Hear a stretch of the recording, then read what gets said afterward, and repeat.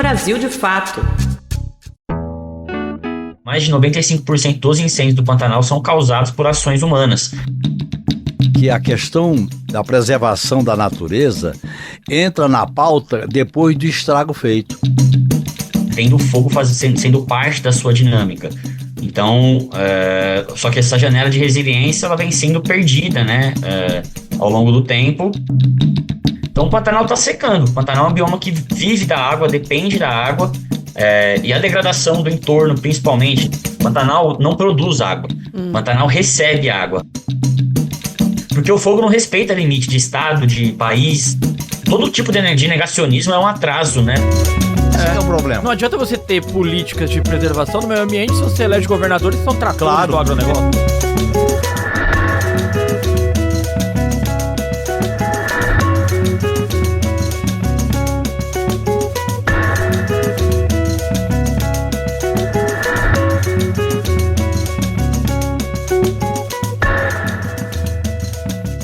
Estamos no ar com mais um episódio do podcast 3x4, podcast de política do Brasil de Fato, que toda semana traz um retrato dos principais assuntos da conjuntura nacional e internacional. Quem está aqui atrás do microfone é a Nara Lacerda. E aqui do meu lado está o jornalista de política do BDF, Igor Carvalho. Tudo bem, companheiro? Tudo bem, Nara Lacerda. Mais uma semana, última de junho. Aí vem julho. Muito boa semana para todo mundo. O bom disso é que a gente segue, a gente fala, junho acabou, festa junina, não, tem Julina e Agostina agora, né, Igor? Então a gente segue com festas. Embora o nosso tema hoje não seja um tema para ser festejado, antes de trazer ele, vamos falar quem está compondo a nossa bancada. Quem está conosco hoje, o nosso comentarista, é José Genuíno. Olá, companheiro. Tudo bem, companheira? Tudo tranquilo? Eu acho que a gente tem que comemorar. Primeiro, a libertação do Assange. Boa. Segundo, a decisão majoritária do Supremo Tribunal Federal em relação ao... Descriminalização do porte da maconha. Do porte de maconha em pequenas quantidades. É uma semana positiva para o Brasil em determinados sentidos mesmo, né, Igor? Exato. E o nosso tema, companheiro? Neste episódio, o 3x4 aborda a seca e as queimadas que atingem a região do Pantanal. Com uma área de mais de 150 mil quilômetros quadrados em território brasileiro, o Pantanal é conhecido por sua biodiversidade única e por ser a maior planície inundável do mundo. No entanto, vem sofrendo com mudanças climáticas, como secas cada vez mais severas e incêndios devastadores. Uma situação que tem se agravado nos últimos meses. A região vive a pior seca dos últimos 70 anos, Nara Lacerda. O número de focos de incêndios no Pantanal em 2024 já supera tudo que foi registrado em 1988, ano recorde de queimadas em todo o bioma, e já é 8% maior na comparação com 2020. A área atingida já ultrapassa 627 mil hectares, são 3 cidades de São Paulo, segundo a Universidade Federal do Rio de Janeiro, a UFRJ. E esse quadro pode ficar ainda mais grave do que o ano de 2020, quando as chamas destruíram 26% da área do Pantanal, chegando a 2 mil hectares. Quem acompanha a cobertura do Brasil de Fato lembra bem dessa tragédia, porque a gente viu de muito perto isso tudo acontecer. Nesta semana, o governo de Mato Grosso do Sul decretou situação de emergência por causa dos incêndios. A ministra do Meio Ambiente, Marina Silva, afirmou que o Brasil está enfrentando uma situação sem precedentes lá no Pantanal. E para trazer um panorama da situação da região, avaliar as causas, os desafios enfrentados no combate, a gente vai falar com o biólogo e diretor de comunicação do Instituto SOS Pantanal, Gustavo Figueroa. Tudo bem, Gustavo? Obrigada por estar aqui com o Brasil de Fato. Bem, Nara, Igor, Genuíno, prazer estar aqui também. Ô Gustavo, nós estamos hoje diante do maior volume de queimadas já visto no Pantanal. Geralmente os incêndios nessa região acontecem entre os meses de julho e de setembro. Se essa informação estiver correta, nós estamos fora, portanto, do período das queimadas. Por que isso ocorreu neste ano? Acho que é uma junção de fatores, né? Primeiro é importante dizer que tem fogo no Pantanal desde janeiro. O que se relata, né, que está fora do período de queimada são esses incêndios de grandes proporções. Mas incêndios estão desde janeiro e nos anos anteriores também, janeiro, fevereiro, março. A gente está vendo essas anomalias, né, fogo pegando em regiões que não pegava antes nessa época do ano porque estavam cheios de água. E o que a gente está vendo é exatamente isso, uma seca extrema. O Pantanal está enfrentando provavelmente a pior seca da história. esse ano, e essas regiões que antes ficavam alagadas por 6 meses, por 8 meses, elas estão completamente secas, e a região onde tem muita água, cria-se muita matéria orgânica, muita biomassa. Então, a hora que isso seca, ela vira combustível para o fogo, e aí a gente tem a mão humana ali, né? Mais de 95% dos incêndios do Pantanal são causados por ações humanas. Então, a gente somar esses dois fatores, a gente vê esse cenário que a gente está enfrentando esse ano. Mas é importante pontuar que esse ano, a gente pode dizer que está pior do que 2020, que foi o pior da história, né? O pior incêndio, episódio de incêndio florestal da história foi 2020. As queimadas deste ano já atingiram 12,35% do Pantanal. 2.350.000 hectares foram alcançados pelo fogo no bioma, que se concentra em 2 estados, Mato Grosso e Mato Grosso do Sul. Esse ano, comparadamente, se a gente comparar até essa data, tá pior. Mas a gente não pode dizer que esse ano é o pior ainda, porque não fechou o ano. Então, o que a gente pode bater o martelo é que até o momento, o cenário comparado ao mesmo período de 2020 está mais de 100% a mais de área queimada, o que é muito preocupante.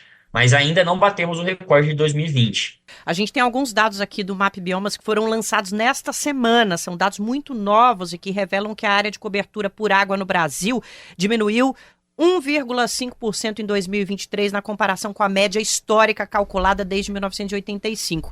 E o bioma foi o que mais secou proporcionalmente, com uma redução, gente, esse índice é assustador, 61% em relação à média histórica de diminuição de água no Pantanal.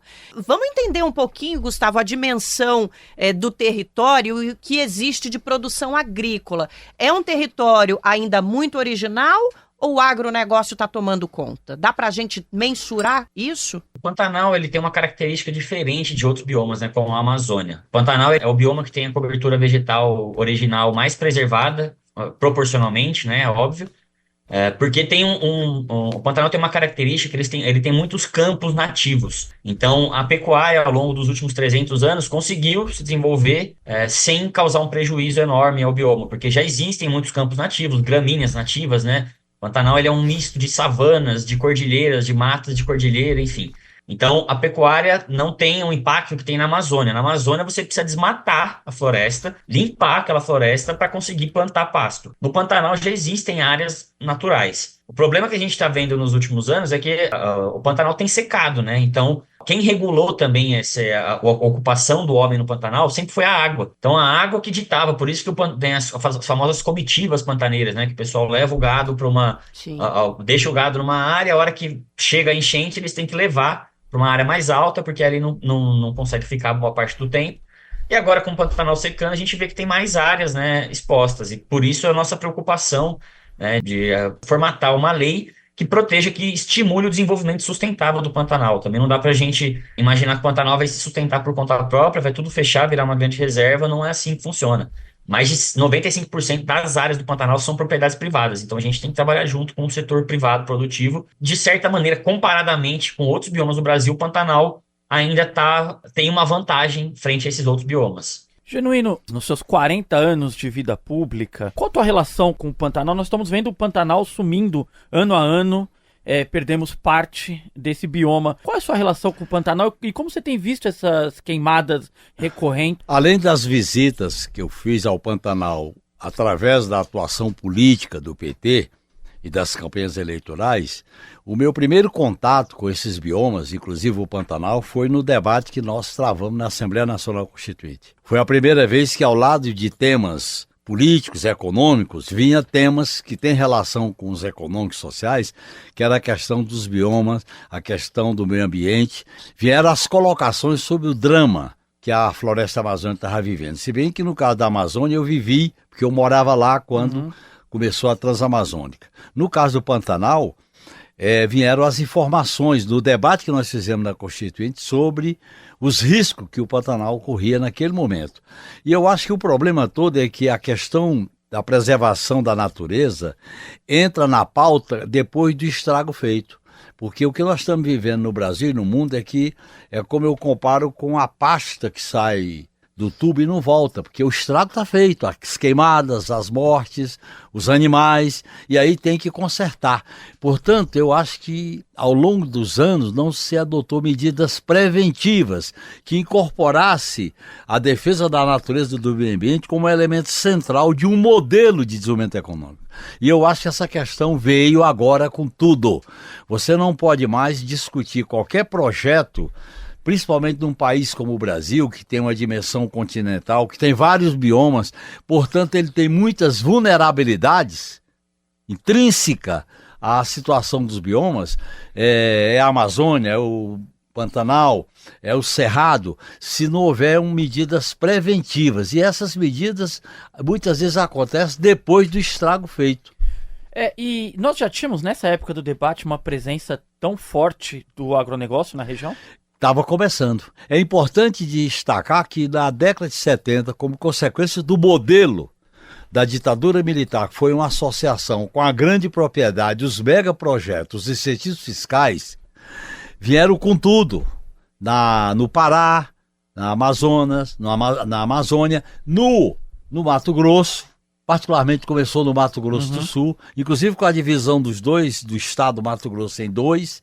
O projeto de ocupação pela via conservadora da grande propriedade foi uma dinâmica, vamos dizer assim, do imponderável. E aí causou o que causou. Por exemplo, a degradação da Amazônia, da região norte, foi com a perimetral norte e com a transamazônica e com os incentivos fiscais, porque eram terras devolutas que foram doadas para os grandes projetos agropecuários. No Mato Grosso, o Pantanal, foram as grandes fazendas, muitas delas com incentivos fiscais e com proteção. Portanto, não houve um modelo racional, democrático, socialmente justo e ambientalmente justo de a ocupação daquela região. Esse foi o problema, que foi final da ditadura, pegou a transição, pegou os governos da nova república, o auge da visão neoliberal do Estado mínimo, o fortalecimento do agronegócio até por uma questão econômica da balança de pagamentos, tá certo? E aí chegou nessa situação que nós estamos vivendo hoje. Gustavo, a partir dessa fala do Genuíno, que é uma fala quase em primeira pessoa, né, porque ele viu esse processo acontecer, não dá para a gente tirar o peso do que está acontecendo hoje da ação humana, né? Não, de modo algum. Como eu disse, né, 95% dos incêndios são causados pela ação humana. O Pantanal, ele é um bioma que evoluiu nos últimos 40 milhões de anos junto com o Cerrado, resistindo ao fogo, né, tendo o fogo sendo parte da sua dinâmica. Só que essa janela de resiliência ela vem sendo perdida, né, ao longo do tempo, porque, enfim, são incêndios com muito maior frequência e maior intensidade. Então, essa resiliência que o bioma tem ao fogo, ela vem sendo perdida ao longo dos anos, principalmente por causa dessa seca, né, que o Pantanal vem enfrentando. Como eu disse, né, o Pantanal esse dado que o Mapa-Bioma soltou ontem mostra que o Pantanal perdeu esse ano está 61% abaixo da média histórica da ocupação de água. Isso são corpos de água que foram registrados por mais de 6 meses, ou seja, áreas que ficavam alagadas quase permanentemente. Se a gente comparar a perda de superfície de água dos últimos 40 anos, se a gente comparar pico de cheia com pico de cheia, né, a última cheia no Pantanal foi 2018. Essa redução chega a 29% do corpo de água total. Parece pouco, né, mas é muito grande porque a gente está comparando duas cheias. E é claro que quando a gente compara agora numa seca, esse número ainda aumenta e chega a 61%. Então o Pantanal está secando. O Pantanal é um bioma que vive da água, depende da água. E a degradação do entorno, principalmente, né, só para vocês terem um cenário geral do Pantanal, o Pantanal não produz água, o Pantanal recebe água. A água toda que o Pantanal recebe é produzida no Cerrado, no seu entorno, né, na borda leste ali do Pantanal, no sul da Amazônia, vem dos rios voadores, e com a degradação do Cerrado, principalmente, né, acho que o Pantanal sofre mais hoje por causa do Cerrado do que o que acontece dentro dele. Claro que os incêndios quem risca tá lá dentro, né? Mas essa falta de água, o grande problema é a degradação no Cerrado, no entorno. Então, a degradação das nascentes, né? De corpos hídricos, a diminuição dos rios voadores vindo da Amazônia. Então, isso tudo diminui a carga hídrica do Pantanal, acentuado pelas mudanças climáticas, e a gente está vendo o Pantanal secar. É um bioma que depende de muita água, muito volume de água para encher, para ter o pulso de inundação. E aí sim, né, o fogo e a água vão moldando o Pantanal, mas geralmente quando vem fogo vinha muita água depois, então tinha um equilíbrio. E esse equilíbrio está sendo perdido. Esse equilíbrio está pendendo muito mais para o seco do que para a água. E aí, quando está muito seco, com o fator humano ali riscando fósforo, a gente está vendo o que está acontecendo. Uma dúvida, eu sou muito leigo sobre o assunto, Gustavo, e tenho, às vezes, algumas curiosidades bem primárias. Mas o que você chama de riscar o fósforo?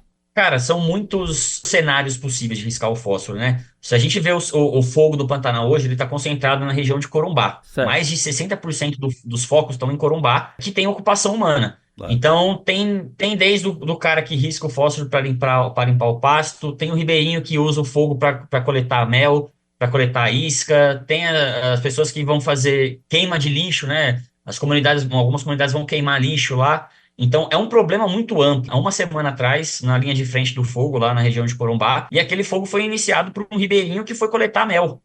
Numa época que está super seca, então ele usa o fogo para espantar as abelhas, ele foi coletar mel, o fogo saiu Ou fora de seja, controle. faz parte do processo, mas ele perdeu o controle da dimensão do fogo. Não podia nem fazer isso, né? Nessa época, qualquer fogo, ele não poderia fazer isso. Mas é isso, o fogo é de uso tradicional há 300 anos no Pantanal. Tanto para os proprietários quanto as comunidades que vivem lá, elas usam o fogo naturalmente. O que a gente está vendo agora é que está ficando cada vez mais seco e as pessoas continuam utilizando o fogo da mesma forma. Então tem que mudar o pensamento, né? O entendimento de todas as pessoas que vivem lá, proprietários rurais, comunidades, ribeirinhos, pessoas que moram na cidade. Todo mundo tem que mudar esse entendimento de que usar o fogo nessas épocas, agora que o Pantanal está mais seco, é quase impossível você controlar. Não tem como o cara ir lá tirar o mel da abelha, o risco é muito grande. E a gente está vendo no que deu, né? Esse é um exemplo. Então, o fogo é usado tradicionalmente no Pantanal. O problema é que agora o Pantanal está muito seco. Antigamente, o pessoal usava fogo na época que ainda tinha... O Pantanal vivia, né,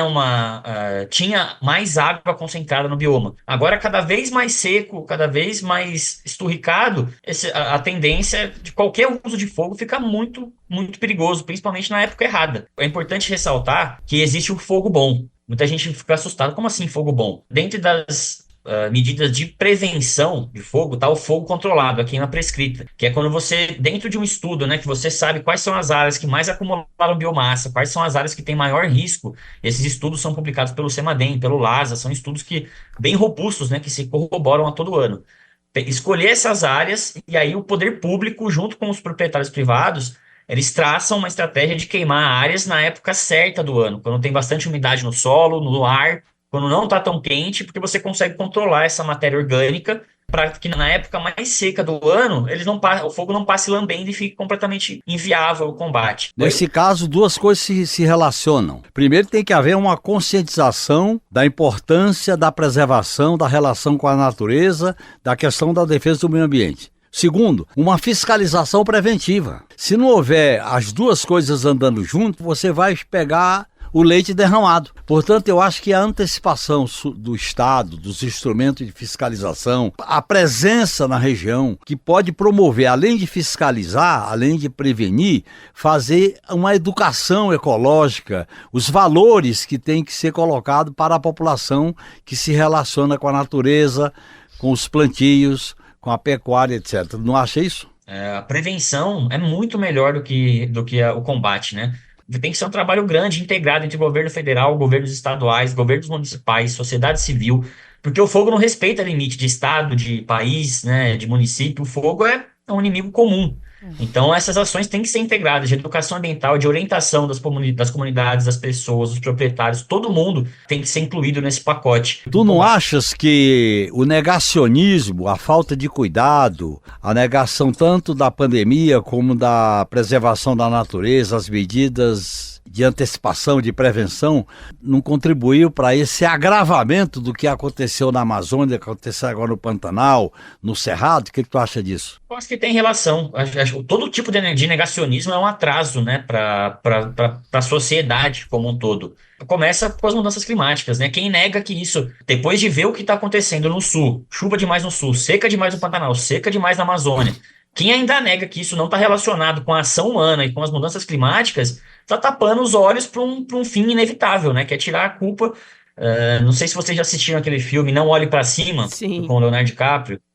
Eu sinto que a população, o mundo está vivendo aquele filme. E o meteoro são as mudanças climáticas. Se a gente pegar o cenário geral do mundo, muitas pessoas não acreditam nisso, ou elas, para manter os seus, enfim, o modo de vida como a gente vive hoje, né? Elas ignoram isso. Elas acham que a culpa não é sua. a culpa não é dela, né? Que eles sempre, não, a culpa é do outro, eu tô certo, a culpa é do outro. E esse modelo exploratório que a gente tem no mundo, né, como um todo, que é só explorar mais e mais lucro, mais isso, mais aquilo, com certeza está relacionado ao ritmo de vida que o mundo vive hoje. Sempre querer mais. A gente não tem, a gente perdeu, o ser humano perdeu essa conexão de que nós somos parte da natureza. Nós somos primatas também que evoluíram recentemente, não tem nem 300 mil anos que o Homo sapiens saiu das cavernas e começou a ocupar o mundo. E a gente perdeu essa conexão de que a gente depende do planeta, de um planeta equilibrado para viver. Então começaram, né, essas visões de que a gente tem que explorar mais, tem que fazer cada vez mais, é o lucro acima de lucro, acima de lucro, acima de lucro, imediato agora, tem que ser agora, tem que ganhar mais agora. E a gente esqueceu que o lucro é infinito na projeção, mas os recursos são finitos. Os É a recursos mão estão aqui, então invisível vão do acabar. capitalismo, né, Gustavo? Que ela não tem limite. Exatamente, você acaba entrando nesse ritmo de que não tem fim. Como se a gente fosse trabalhar, né, na coleta de frutos sem pensar que a árvore precisa de nutrientes para coletar frutos. Você não pode ir lá coletar o fruto na hora que você quiser. Você precisa cuidar dessa árvore, ela precisa de nutrientes, ela precisa de um tempo para se recuperar para você coletar esse fruto. Eu queria que você falasse um pouquinho mais sobre o trabalho das equipes que são linha de frente e enfrentam ali o combate ao fogo no Pantanal, tanto para dirimir os efeitos do fogo, quanto no resgate, né, de animais, de pessoas que eventualmente estejam ali cercadas pelo incêndio. Cara, é um trabalho muito difícil. A logística do Pantanal é muito complicada. Para acessar a área, eu vou dar um exemplo do que eu estava na semana passada. Para a gente chegar no foco de incêndio, eu saí de Corumbá, foram 3 horas de barco, de lancha rápida, até a sede, até o porto da fazenda que recebeu a gente. Eles buscaram a gente de carro, foi mais 1 hora até a sede, deixamos nossas coisas lá, montamos nossos equipamentos e partimos para o fogo. Aí foi mais 1 hora saindo da sede, mais 1 hora de caminhonete até chegar na beira de uma baía. Esse caminho todo foi aberto por tratores, né? Porque não tinha caminho. Chegando na beira dessa baía, a gente tem que passar todas as coisas, né? Todos os equipamentos de combate e os brigadistas para 2 tratores, para ir mais 2 horas de trator até a gente chegar na linha do fogo.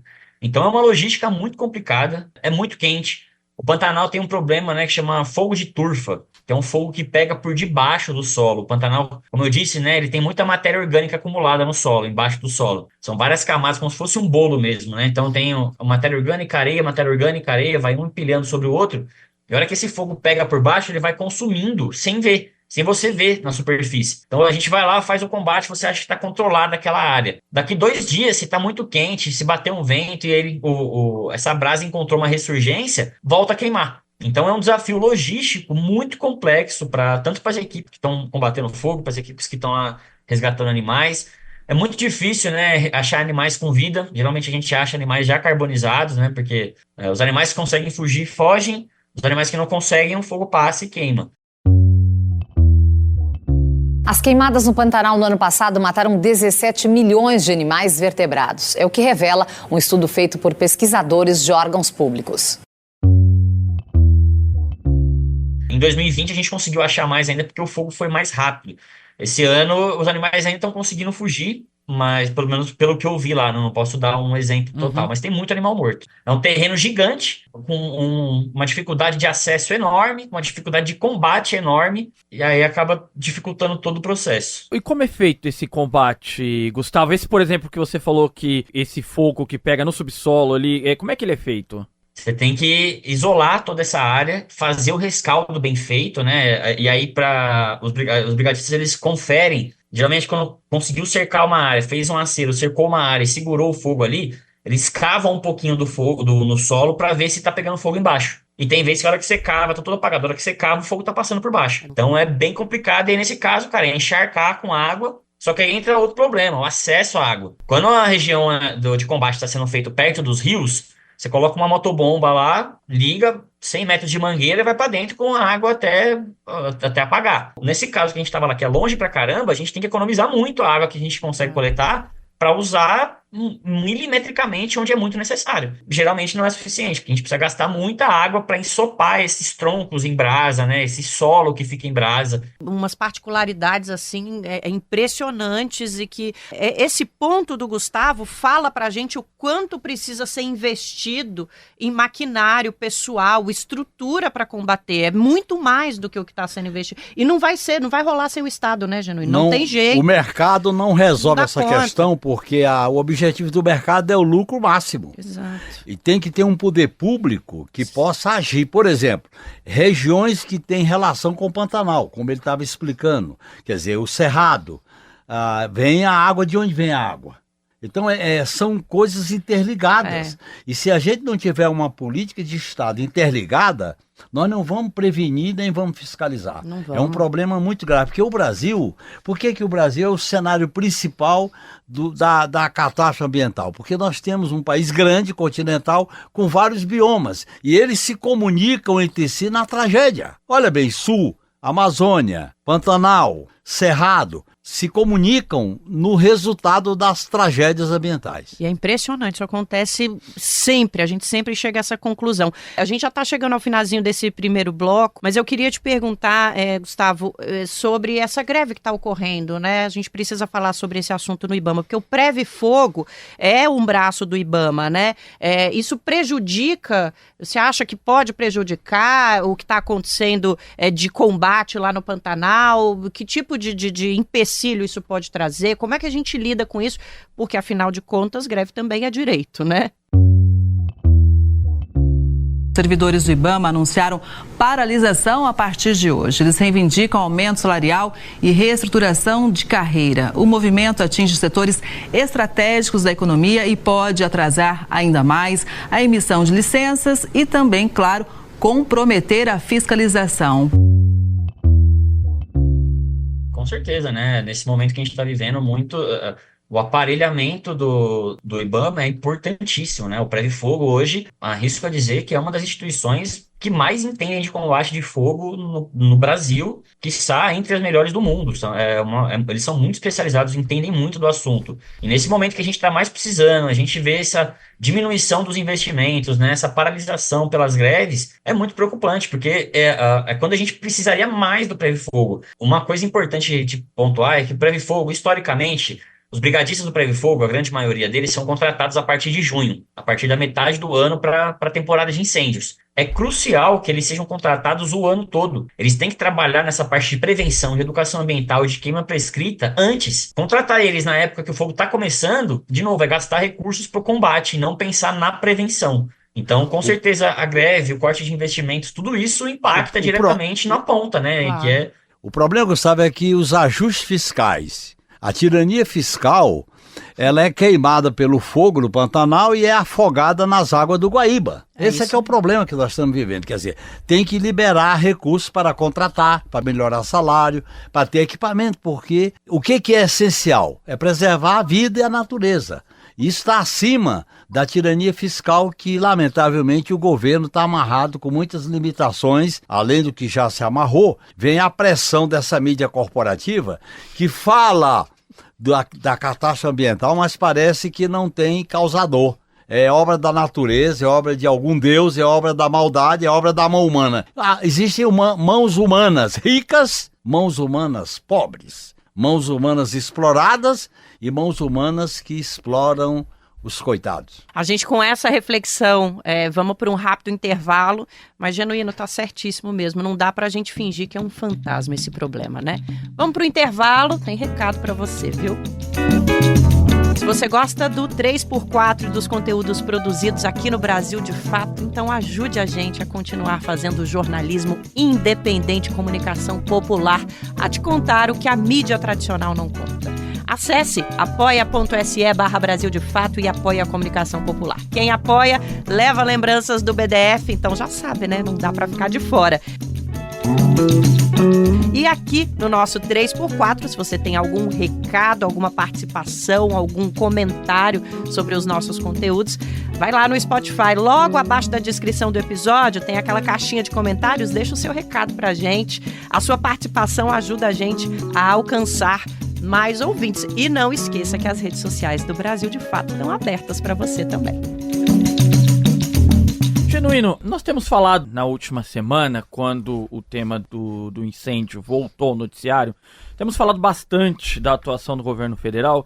Eu queria te chamar para uma questão que eu acho importante, o papel do Mauro Mendes, governador do Mato Grosso, o papel do Eduardo Redel, do PSDB, governador do Mato Grosso do Sul, assim como seus antecessores, o Reinaldo Azambuja e o Pedro Tarques. Qual é o papel dos estados? É justo que o ônus político e econômico orçamentário recaia sobre o governo federal? Olha, Igor, tem determinadas questões, pelo tamanho do Brasil, pelas nossas particularidades, pelo desenho federativo, ou a gente adota um modelo de parceria entre estados, governo federal e municípios, ou então não dá certo. Isso que acontece na saúde, que melhorou um pouco no SUS, porque há uma parceria. Uma colaboração entre três entes. A questão, isso ficou claro, por exemplo, no enfrentamento da pandemia do Covid. A questão da segurança pública tem que envolver município, estado e União. E a questão do meio ambiente. Porque, veja bem, como é que você vai resolver o governo federal lá? E o governo do estado? E o município, que está ali no concreto? Então tem que haver um sistema integrado pela dimensão do Brasil com corresponsabilidades. E tem que haver um sistema de parcerias no financiamento, na prevenção e na fiscalização. Não adianta você fazer uma prevenção por parte dos órgãos do governo federal e se no município ele não faz a vigilância. Não adianta você ter políticas de preservação do meio ambiente se você elege governadores que são tratores do agronegócio. Então essa questão tem que ser tratada como uma questão nacional e as parcerias descentralizadas e ao mesmo tempo articuladas. Eu citei o exemplo do SUS na área da saúde, eu citei o exemplo da questão da segurança pública, que é uma questão a se ver, e essa questão do meio ambiente. Como é que você pode buscar uma solução estratégica para o Rio Grande do Sul se não envolve município, estado e União? Tem que envolver Pantanal, os dois governadores, os municípios, tem que haver uma parceria estratégica, uma conscientização e uma fiscalização. E eu acho que o governo federal, ele é um indutor, ele é o condutor desse processo. Não dá para o governo federal dizer isso não é responsabilidade minha ou é dos estados. Não tem isso. Chegou a um ponto, é a mesma coisa dos ricos. Não adianta os ricos dizer, não, isso não é um problema nosso. Porque vai queimar lá as fazendas, o gado, o lucro vai cair. Não tem jeito, olha no Rio Grande do Sul.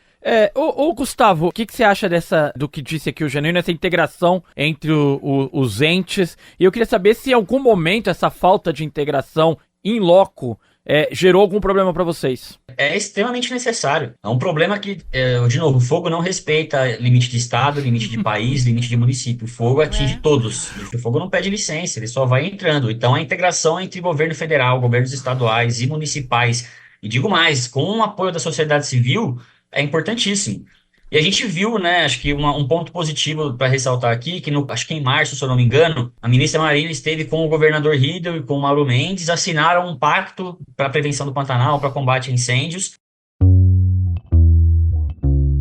O termo de cooperação para a defesa, proteção e desenvolvimento sustentável do Pantanal foi assinado pela ministra do Meio Ambiente e Mudança do Clima, Marina Silva, pelo governador de Mato Grosso do Sul, Eduardo Redel, e pelo governador de Mato Grosso, Mauro Mendes, nesta terça-feira, dia 18, no auditório do Bioparque Pantanal, em Campo Grande.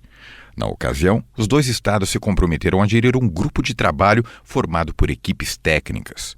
O termo de cooperação para a proteção do bioma terá a duração de 5 anos. Assim que foi instaurada a sala de situação, no último dia 14, se eu não me engano, os estados também estão participando. Então isso é um ponto positivo, porque tem que ter integração. É isso, não adianta, independente de ideais políticos, a integração para atuar em conjunto tem que ser em prol do mesmo objetivo. Então isso foi um ponto positivo.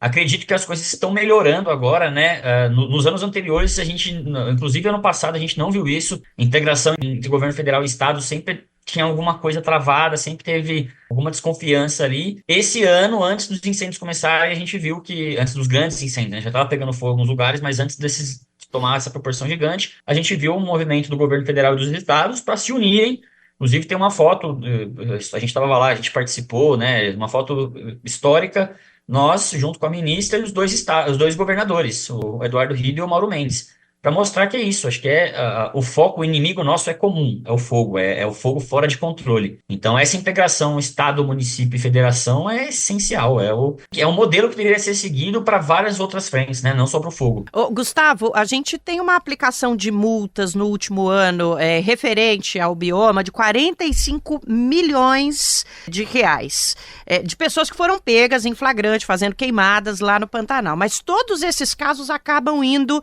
parar na justiça, porque cabe recurso e claro que essas pessoas acusadas vão usar o recurso, né? Ainda mais quando tem, né, as condições econômicas para isso, para enfrentar uma batalha judicial. Esse mecanismo de multas, então, funciona? É suficiente para punir quem desmata e queima? Porque se é para ficar 10 anos na justiça e no final não pagar, complica, né, meu irmão? Olha, multas ambientais, no geral, elas não têm funcionado, né? A gente vê, não só para queimadas, vários outros ilícitos ambientais. A gente vê caçador que é pego em flagrante caçando e ele só é preso porque ele tá com porte de arma, legal. Não porque ele caçou o bicho, ele sai antes do que o policial que levou ele, se ele não tiver com arma lá, ele estiver caçando com alguma outra coisa. Então, ilícitos ambientais no Brasil, no geral, a legislação é forte no papel, mas na prática tem muita brecha. Na prática ele pode judicializar e deixar anos rolando e continuar fazendo o que está fazendo. Vide aquele desmatamento químico de 80 mil hectares no Pantanal Norte, né, que saiu no Fantástico alguns tempos atrás. Sim. O cara conseguiu financiamento do Banco do Brasil para fazer isso, sendo que ele já tinha diversos ilícitos ambientais nas costas. Então, no geral, vou até expandir esse do fogo para o geral. As multas ambientais no Brasil, na prática, na hora de aplicar a multa, o cálculo ali funciona, né? Vai lá, é multado, só que na hora de pagar e na hora das sanções, está muito aquém do que deveria ser. Crimes ambientais no Brasil hoje, praticamente, o pessoal continua cometendo porque vale a pena. Vale a pena cometer o crime porque eles sabem que não vão ter que pagar isso. Ou se tiver que pagar, lá na frente vão renegociar e pagar 1/10 do que pagaram. Elas têm uma relevância, mas tem muita brecha também. E aí essas brechas dão essa possibilidade desses infratores ambientais escaparem pela tangente e não precisarem pagar pelos crimes que eles cometeram. Como é que é a reação da comunidade, da população local? Você estava contando aqui pra gente, foi um apicultor que começou o incêndio dessa semana. Isso foi fruto de uma investigação? Isso foi constatado rapidamente? E como é que é? Eu não sei se ele foi multado. Como é que é a reação da comunidade local, da região, em relação a essa pessoa, ao crime que ela cometeu ali? Isso não foi investigado. Inclusive, a gente não pode afirmar nada, né? Por isso que eu disse que é a suspeita. Mas quem denunciou ele foi a própria família dele. E a gente conversando com outros ribeirinhos que moram lá, né? Outros moradores locais, todos falaram, a gente sabe quem foi. Foi o cara tal, que ele estava coletando mel. Então o pessoal fica bravo. Todos sabiam quem tinha sido, quem tinha feito, sabiam quem era, mas até agora eu não sei como é que eu não tenho acesso de como as investigações estão prosseguindo. E aí como é que você vai multar um ribeirinho que mora numa casa lá que não tem... Exato, eu ia por aí. Não tem nenhuma cara, como é que você vai dar uma multa de 500 mil para ele? Então é um problema muito complexo, cara, muito complexo mesmo, porque apesar dele estar numa condição vulnerável ele também, ele está sendo o causador daquilo, né? Não só ele, claro, tô dando um exemplo desse aí específico, mas é um problema muito complexo. Confesso que eu não sei qual que é a solução a curto prazo. Eu tenho certeza que isso passa pela educação ambiental, pela conscientização, mas agora de responsabilização, não sei como vai ficar. E aí, para ter os resultados mesmo, né? A gente não pode afirmar nada. A gente só pode dizer depois que a perícia foi feita, depois que tudo foi esclarecido, mas a gente tem dados de satélite, que eu inclusive postei ontem, né, nas nossas redes sociais, mostrando que a maioria dos inícios do foco estão na beira do Rio Paraguai, do Paraguai-Mirim, que são locais onde moram pessoas, próximo de Corumbá, ali, onde tem pessoas que queimam lixo, enfim. Pelo menos esse ano, né, o cenário que a gente está vendo ali, são regiões altamente povoadas, né, comparado altamente povoadas do Pantanal, fica até esquisito, porque o Pantanal é baixamente povoado, mas comparando o Pantanal como um todo, são regiões que têm bastante densidade humana. Genuíno, escutando o Gustavo falar é um problema gigantesco, cara, que vai de uma área a outra, assim, né? A gente vai dos ribeirinhos ao agronegócio, à devastação no Cerrado, que também tem um impacto muito grande da devastação na Amazônia. A impressão que me dá é que a gente deveria ter uma legislação, como tu disse, nacional, mas que versasse sobre cada bioma. Claro. Não dá pra gente... Isso é possível chegar no Congresso e falar, olha, a gente tem agora a lei do Pantanal. Dá para fazer isso, Genuíno, no Brasil? É possível desde que haja uma reconstrução do país. O país está passando por uma fase de reconstrução, principalmente depois do desmonte. Porque nós tivemos 2 grandes desmontes que atingiu essa questão do meio ambiente. Primeiro, foi a força do neoliberalismo em relação ao lucro, em relação à privatização, em relação à desregulamentação, em relação à demissão de funcionários públicos. O poder público ficou enfraquecido. Aí veio uma segunda dose, que foi exatamente a crise política que produziu o inelegível negacionista Bolsonaro. E isso tudo junto dá um desastre, uma barbárie. E eu acho que a reconstrução vai exigir um trabalho combinado, em várias frentes. É um trabalho múltiplo. Você tem que chamar a legislação, tem que chamar o investimento, tem que chamar a parceria política de estados, municípios e governo federal, e tem que haver um diálogo com a sociedade civil. Eu acho que o Gustavo levantou uma questão importante, que é a educação ambiental, para ter uma consciência de que vale a pena se prevenir do que ficar apenas remediando. Eu acho que esse é o problema que está colocado. O Brasil, como é um país continental, com vários biomas, e ele se comunica entre si, você tem dimensões sistêmicas que acabam gerando a necessidade de uma política nacional. Por exemplo, eu defendo que o governo Lula deveria montar no seu gabinete, ao lado, um comitê de autoestudos, de alta prevenção sobre a questão ambiental. Pois é. Chamar especialistas, chamar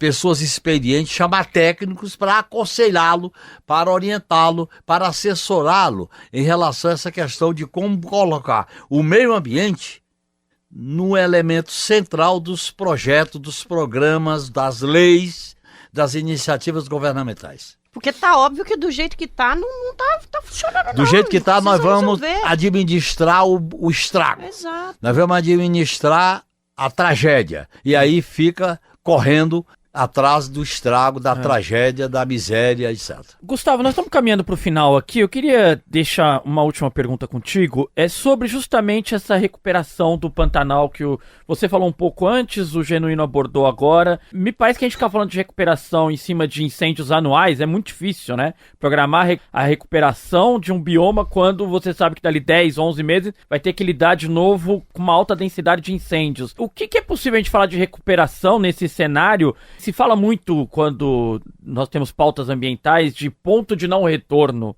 Existe um ponto de não retorno ali no Pantanal? Não sei se tem algum estudo que diz que é a mesma coisa que tem para a Amazônia, né? Para a Amazônia tem estudos claros que mostram o ponto de não retorno. Para o Pantanal eu não tenho conhecimento se tem algum estudo que indica isso. Mas com certeza tem também. E o Pantanal está caminhando para esse ponto. Como eu disse, né, o Pantanal tem uma resiliência ao fogo em condições naturais. Nessa frequência e intensidade que a gente tem visto, o Pantanal está perdendo essa resiliência. E restaurar é um trabalho muito difícil e muito custoso. Muito mesmo. É muito melhor trabalhar na prevenção do que trabalhar na restauração depois. O SOS, eu digo isso porque a gente está trabalhando na restauração. O SOS tem um projeto de restauração de áreas degradadas dentro de uma terra indígena, lá no Pantanal Sul, a terra indígena Cachoeirinha. A gente restaurou uma área pequena, de 80 hectares. Estamos aí no processo de restauração, né, de intervenção. Já 3 nascentes voltaram a correr água, né? Outros animais começaram a aparecer lá. Só que se você pegar 80 hectares, é isso aqui, perto dos 15 milhões do Pantanal. Milhões que queimam todos os anos. Então é muito complicado. O Pantanal, ele tem essa capacidade de regeneração natural, só que ela está sendo perdida. E a gente tem que suplementar isso com restauração. Só que é muito caro, é muito trabalhoso, dá muito trabalho mesmo conseguir restaurar, leva muito tempo. É o que você falou, aí nos anos seguintes tem áreas que estão sendo restauradas, vai lá e passa o fogo de novo. Então, cara, é um problema muito complexo. Restaurar, a gente está na década da restauração, né, pela ONU, então é o ponto-chave, tanto que a gente está trabalhando com isso. Só que diante, na proporção que está acontecendo, o tanto que está sendo restaurado no Pantanal versus o tanto que é queimado todos os anos, é irrisório, é muito pouco, né? É enxugar gelo. Por isso que é importante trabalhar na prevenção, não deixar destruir a floresta para depois em vez de ter que restaurar. Custa muito recurso e dá muito trabalho, envolve muita gente restaurar uma área e você nem tem certeza se vai dar certo, se vai, enfim, porque isso pode passar um fogo no ano seguinte e queimar tudo. Então, fica aqui de novo, né, o apelo para prevenção. A prevenção vai ser sempre o melhor caminho. Ô Gustavo, desculpa, Nara, só uma dúvida que me ficou. 80 hectares, vocês demoraram quanto tempo para restaurar? A gente está restaurando há 4 anos. Vai fazer 4 anos, 80 ano, hectares. Né? É que é isso, é um processo, não é um processo que a gente fez 4 anos aqui e a gente vai embora. É um processo que a gente tem que acompanhar durante muito tempo. A restauração não é que você não planta a muda lá e vai embora. Você tem que acompanhar. Muitas delas não vingam, daí vem uma seca muito grande, você tem que fazer o replantio, tem que cercar a área para não entrar animais para pisotear, né, o gado principalmente, ou áreas mais longe, você tem que ficar de olho pro fogo não pegar. Se tá muito pra formiga não cortar, porque se você coloca as mudinhas lá, tem várias formigas nativas que vão lá e cortam. Então, é um trabalho, cara, que tem tantas camadas de dificuldade que a gente tá há 4 anos de uma área desenvolvendo algumas técnicas, a gente testou algumas técnicas de intervenção, estamos vendo quais são melhores agora, para uma área pequena. Então, é claro que agora a gente pode expandir isso, né? Mas o processo de restauração ele é contínuo, porque você não planta lá e deixa ela crescer por conta própria. Você tem que continuar acompanhando ela, pelo menos por 3 anos, até ela ter um porte mínimo ali para seguir viável e garantir que não vai pegar fogo ali. Porque também você imagina, você fez por 3 anos ali aquele trabalho, aquele recurso, as mudas já estão crescendo, já estão uns arbustos, aí passa um fogo e queima tudo. O tanto de trabalho humano, tanto de recurso que foi jogado no lixo, foi queimado, literalmente. A restauração é urgentemente necessária, mas ao mesmo tempo é muito trabalhoso, muito custoso. Por isso que precisa de mais investimento em restauração, ao mesmo tempo que na prevenção. São 2 coisas que têm que andar juntas. A destruição é rápida, né? Mas a restauração é cara, dificílima, envolve muita gente, muito controle e muita vontade. Olha, a destruição veio pela mão humana, então é a mão humana que vai ter que consertar, gente. Não adianta jogar na natureza, não. Agora, né, depende da mão. Tem a mão humana do povo que não é responsável. E tem a mão humana do sistema, que explora, que domina, que lucra. Isso, né? É bom a gente nunca esquecer que por trás da catástrofe ambiental tem um sistema capitalista que quer o lucro máximo. Não é a mão humana indiscriminadamente. Não é a chuva indiscriminadamente. Nunca foi o acaso. Não é o Deus que é responsável por isso. Existe uma coisa que se chama sistema, que se montou na destruição da natureza por uma necessidade de acumulação de lucro máximo. Essa lógica tem que ser revertida. A gente vai falar agora de cultura aqui no nosso podcast. Vamos lá? A gente sempre pede que os nossos convidados e comentaristas tragam indicações para as nossas ouvintes e os nossos ouvintes. Eu vou começar hoje pelo Gustavo Figueiroa, do SOS Pantanal. O que você trouxe pra gente, Gustavo? Olha, eu acho que a minha indicação hoje aqui, o Não Olhe Pra Cima. Esse filme, né, que é um filme gringo, mas é um filme que, do que eu tenho visto aí, foi o que melhor traduziu como a humanidade está enfrentando as mudanças climáticas hoje. Com todo esse populismo, né, essa divisão de massas, essa polarização e as pessoas ignorando e no final o meteoro tá vindo em nossa direção. Então, fica a recomendação aqui, Não Olhe Pra Cima. Eu vou fazer uma recomendação também, se a minha diretora deixar. Tem um seriado que chama Adeus Terra, que está na Netflix, que tem uma premissa muito interessante, eu recomendo também, exatamente sobre essa urgência e como a gente precisa lidar com ela, só que é claro, né, ali romantizado, muito interessante. Companheiro Genuíno. É sobre o tema. Vamos a minha nessa. Sugestão é um livro que eu já sugeri em outros momentos aqui, que chama Terra Inabitável. Boa. Muito interessante, faz um levantamento do risco da catástrofe ambiental. Obrigada por recomendar novamente a Terra Inabitável, que é uma recomendação muito, muito, muito boa pra gente, ainda mais quando a gente discute meio ambiente. Obrigada, então. A gente conversou hoje com Gustavo Figueiroa aqui no podcast 3x4 sobre a situação do Pantanal, que pode vir a ser a maior emergência no bioma que a gente já enfrentou historicamente. O Brasil, de fato, vai continuar nesse assunto, né? Para você continuar acompanhando a nossa cobertura, vai lá no brasildefato.com.br. Gustavo, obrigada, viu, pela presença. Obrigado a vocês, obrigado Nara, Igor, Genuíno. É sempre importante falar desse assunto e colocar em pauta, né? Aqui para frente, a gente tem que falar cada vez mais de meio ambiente, de conservação, de mudanças climáticas. Um abraço, Obrigado. Gustavo. Eu vivi nessa região aí um pouco, viu? Nas vizinhanças dessa região. É verdade. Ô, Genuíno, obrigada. Que bom que você estava aqui com a gente hoje. Sempre bom ter você aqui. Muito obrigado. É nóis. Igor Carvalho, até semana que vem. Até semana que vem, olha, eu fiz umas contas em menos de 2 meses, é o segundo episódio sobre tragédias climáticas que fazemos aqui no 3x4. E não será o último, hein, Igor? Não, Do jeito que tá. Eu penso que não, torço pra que não, mas penso que não será o último, viu? Pois é, Igor, a gente está realmente, Com esse tema certeza está não. aparecendo muito. Infelizmente, não será o último. Isso se a gente não contar a tragédia climática em outros lugares, porque até na reforma tributária a gente encontra a tragédia climática hoje em dia, Igor Carvalho. É isso, os nossos ouvintes e as nossas ouvintes, obrigado por estarem aqui conosco, e semana que vem tem mais podcast 3x4. O 3x4 é apresentado por mim, Nara Lacerda, e pelo meu colega de redação, Igor Carvalho. A direção é de Camila Salmásio, os nossos comentaristas são João Pedro Stedley e José Genuíno. Produção e roteiro, Letícia Holanda. Trilha sonora original, Alejandra Luciani. Edição e sonorização, Lua Gattinone. Nosso cinegrafista é o Vitor Shimomura e a identidade visual é de Rafael Canoba.